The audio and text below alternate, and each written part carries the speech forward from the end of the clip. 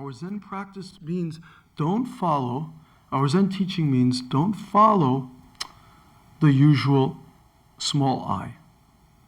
Usual desire is we have to work for more money. We use that money to buy the things that we want to satisfy our desires. This we say is a small I. But if we only follow that, then it's inevitable at some point we have some kind of suffering. So how do we not follow that? How do we change our direction to become bodhisattva? In Korea, whenever a woman comes to a temple, we say, 보살. 이 보살님 왔어요. 박 보살님, 이 보살님 왔어요. But how do we really become bodhisattva like Kwanzum Bosal or like Jijang Bosal?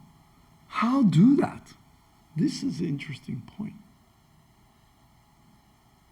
Only blindly, with eyes closed, bodhisattva, bosal, bosal. It's not really so satisfying. How do we really become the bodhisattva? That's important. So sometimes we have to look at our direction, see where we are going, where we come from, where do we go? There's an interesting story about that.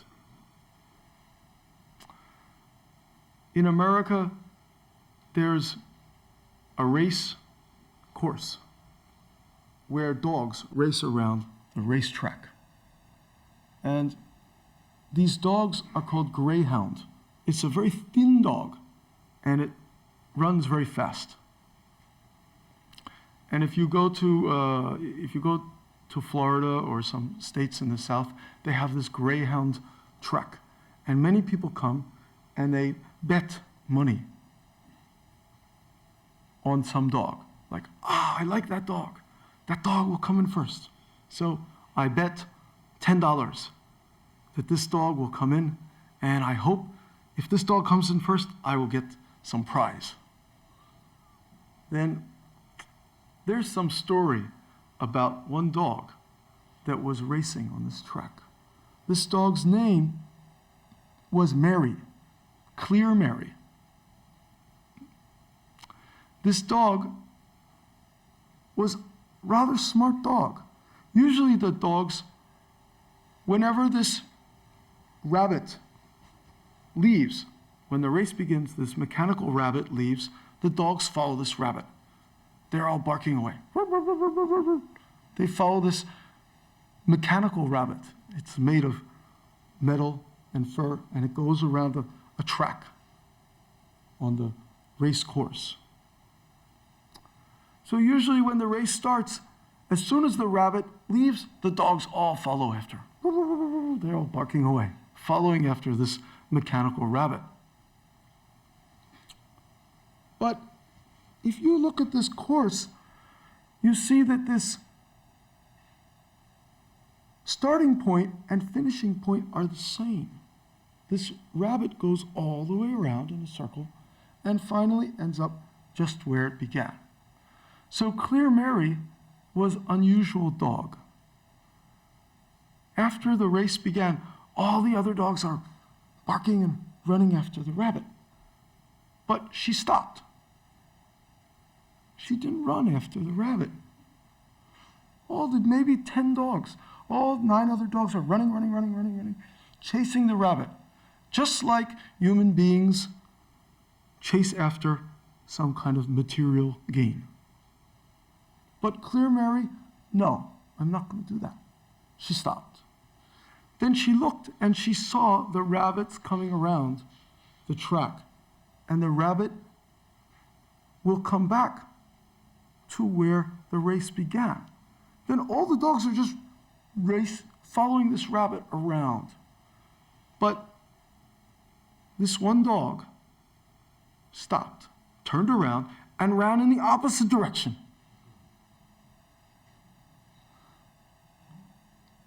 Caught up with the rabbit and grabbed it. actually caught it. They're not supposed to do that. But this dog actually caught the rabbit and had it in her mouth, this mechanical rabbit. That's an interesting point.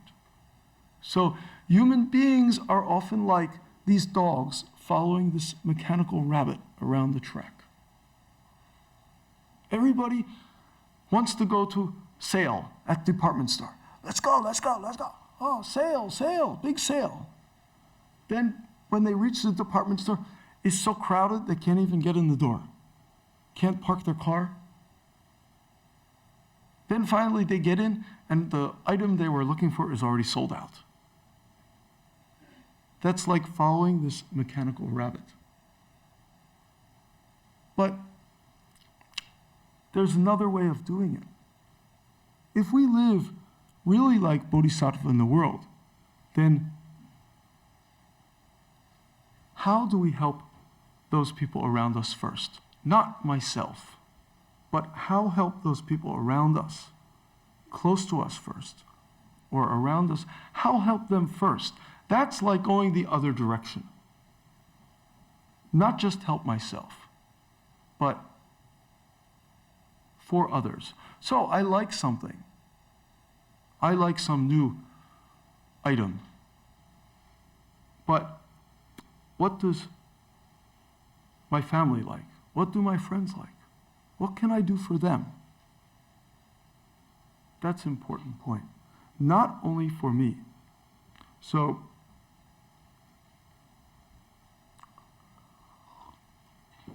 we call that Bodhisattva way. That's a great love, great compassion, and a Bodhisattva way. Nowadays, this world is very complicated. Many people lost that Bodhisattva way. Maybe a long time ago, this world was not so complicated. Maybe it was much simpler. So it was easier for people to find Bodhisattva way. So some teacher like Jesus said, if somebody slaps your right cheek, give them a left cheek. If you look at Confucian teaching, my Zen master, my teacher, Zen Master Sung San, always used to tell this to me. I used to sometimes say to him, somebody's giving me a hard time. He would say, the person who criticizes you, who gives you a hard time, is your real friend. The person who praises you and sings your praises all the time, you cannot help but be a little suspect. That's a very high-class teaching. That means Bodhisattva way. All the members, you come here to Jagwangsa Temple. That's a very high-class name. Love Light Temple. Inside, you have that Jagwang. That's also the same point. That's a Bodhisattva way. That's a great love, great compassion.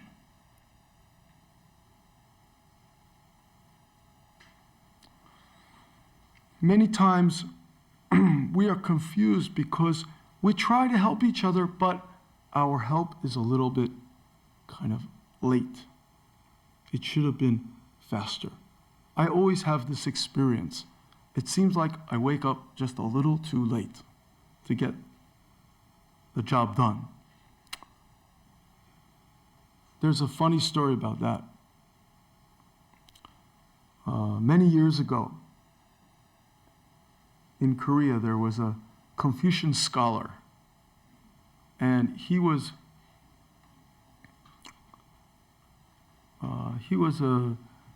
fond of going to these meetings of scholars. Different Confucian scholars would get together and have a meeting, and they study various texts and various things that Confucians study. And he had to go to a meeting with his friends, but he had a new pair of pants to wear, but but these pants were too big. So he said to his wife, I'm going to go to a meeting with all these scholars. I'd like you to please fix my pants. They're too long. He had these new pants. They're very long, and they needed to be hemmed a bit. His wife said, why do you ask me to do this? I am tired. I cook your food every day. I'm tired. It's a lot of work. Why don't you ask your daughter-in-law to do it? So he didn't feel so good, but he went to the daughter-in-law and he said, my pants, I need to have them tomorrow. I need to have them fixed so I can go to the meeting. Can you help me with that? Then his daughter-in-law said, I'm very busy these days with your son. I really have to take good care of him. I'm very busy with your son. It's just like, why do you ask me to do this now? But if you really need it, I will talk to your mother. I will talk to grandmother. So she went and she talked to the grandmother. And the grandmother was quite old. And she said, okay, leave the pants on the table in the living room. Leave the pants on the table in the room. I will take care of them that night. I'll take care of them early or late that night. I will take care of them later that night. Then the pants were left on the table in the living room. Later that evening, the wife felt a little bad. She felt a little guilty that she did not do her husband's pants. So she went out in the living room and she saw the pants on the table. She picked them up, went to her room, cut them down, and hemmed up so they were not too long, hemmed them up. And she thought, I'm doing good for my husband. This is my job as a good wife. Then she put the pants back on the table in the living room. That same evening, the daughter-in-law was thinking, I really should have helped my father. I really should have done this sewing for him. Why did I turn him down and ask grandmother to do it? She's an old woman. Her eyes are not so good. So the daughter-in-law went out, took the pants, took them to her room, and cut, and sewed it up, and fixed it like she thought it should be. Then she put them back on the table. So the pants were hemmed already twice. But then, the next day, very early in the morning, the grandmother got up. The grandmother had a habit of waking very early in the morning. Then she thought, I still have this job to do. Fix these pants. Then she went out and took the pants off the table. Yeah, they're a little short by now. But grandmother's eyes were not so good. So again, she took the scissors, cut the pants, and sewed them up. Finally, it's about time for the scholar to get his pants on and hit the road. Then he goes and puts his pants on. What? They only go down to the knees. They're really short. How can this be? A lot of times, this is how this is the result that our actions bring. Because we don't help right at the time. We are not willing to just do it right at the time. That's a bodhisattva. Right at the time when it's necessary, just doing it. Nothing else. That's a bodhisattva.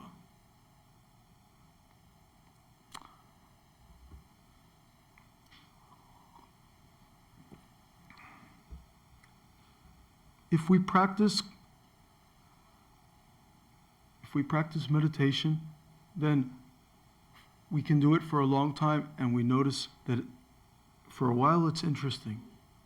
Then after a while it becomes routine. Then it becomes boring. And finally it becomes very uninteresting. At that point, maybe we can ask ourselves, are we really doing everything we can to help the people around us? What else is it that we can do? Very important is to do meditation, not just sitting, but action meditation, moment to moment. Whether you're sitting, whether you're standing, whether you're silent, whether you're speaking, whether you're walking, whether you're lying down, any kind of situation, any place, any time, without interruption. Moment to moment, that name is Action Zen. That's a very important to help our life. If we do that, then our life also becomes clear. Then our life also and our meditation are not separate. Our life and our practice. So many people, even though they cannot or they have not yet experienced sitting in the Zen room, they are coming to the temple and they're doing some kind of practice. Maybe you come here, you do some chanting practice. For example, on a day like today, you chant the Jijang Bosal. Another day, you chant Kwansen Bosal. Somebody dies, you chant Namu Amitabha. That's not special. Very important is just to do it. When you just do it, then you are Kwansen Bosal. You are Jijang Bosal. If you make something special in your mind, then it's far away. Usually people make something in their mind. I wish that Buddha would give my family something precious, that we can get a better house, that my son goes to a great university, many things. But who is the Buddha? The Buddha already understands all these things. The Buddha is not some small guy. The Buddha is, we say, complete everywhere, not far away from you now. So very important is our energy in Zen. Moment to moment, if moment to moment is clear, then our life is clear. That's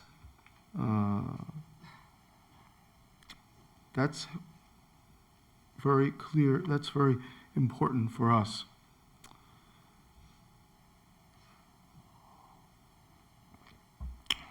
Zen Master Nam Chun was a great teacher in China. He was traveling with two of his fellow practitioners, Ma Gok and K-Jung. They're traveling to see the national teacher. They're going to the capital to see national teacher. On the way, they stop to rest. Nam Chun makes a big circle on the ground. He says to the other two venerables, if you can say something, then let's go on. If you cannot, if you don't have a word, we have to go back. So Magok, he curtsied, he bowed like a lady. Guizheng sat down in the circle. Then Nam Chun said, if that's the case, let's not go on. So they turned around, they went back.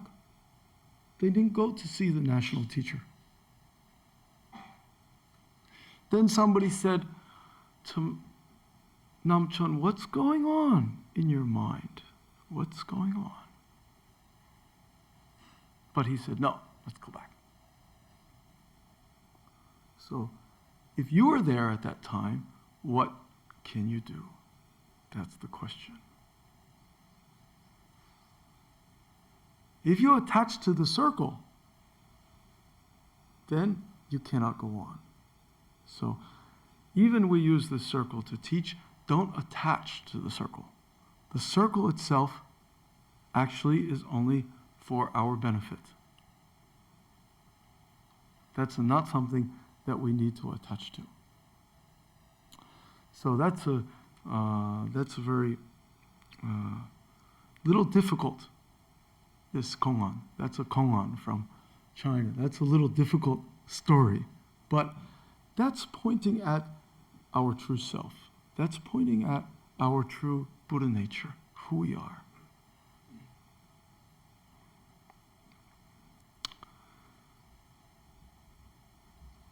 Nowadays, I give many Dharma talks in Korean, and many times I tell this story because I feel like this story is, in particular in Korea, it's an interesting point. One time I was in Chicago with my teachers and Master Sung San, and we were attending a parliamentary religious conference, a conference on many different religions, a parliament of religions. And every morning there would be a period of meditation and prayer.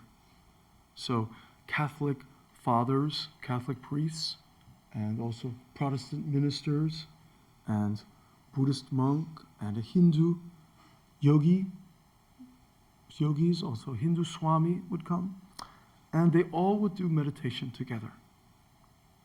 They all would do some prayer or meditation together, early in the morning.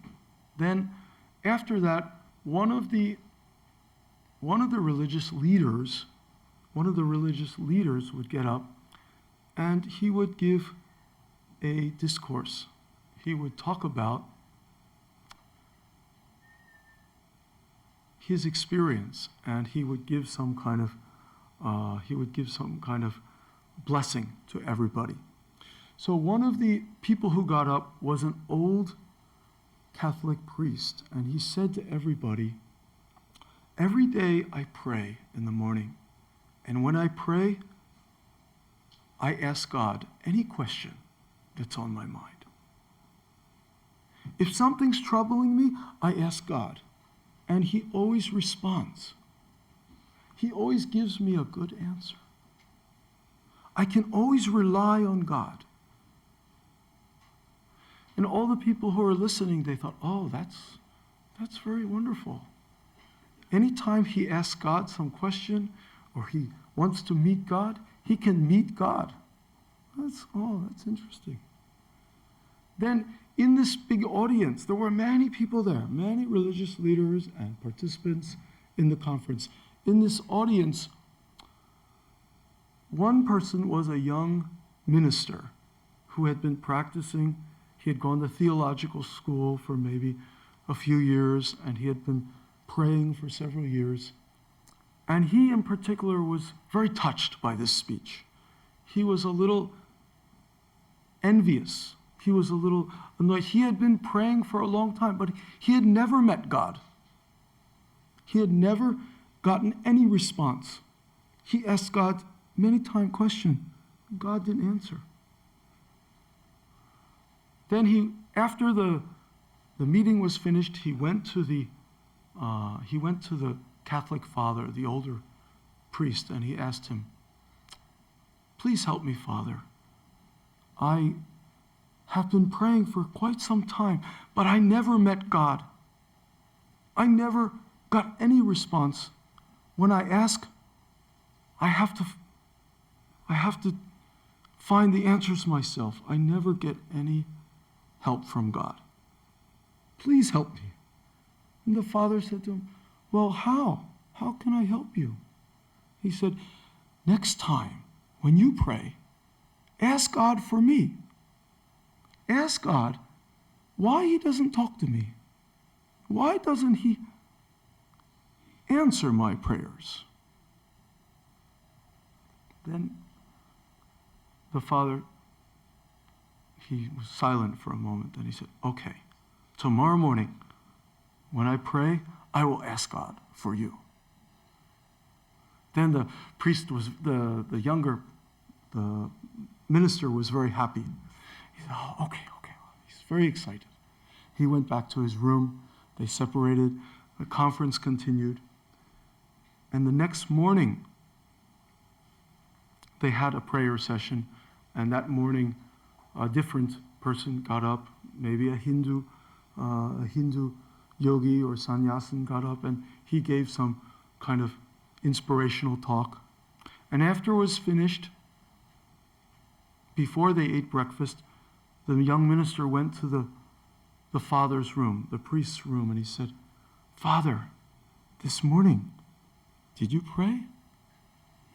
He said, yes. Did you ask God my question? Yes. Then what did God say? Why? Why doesn't he talk to me?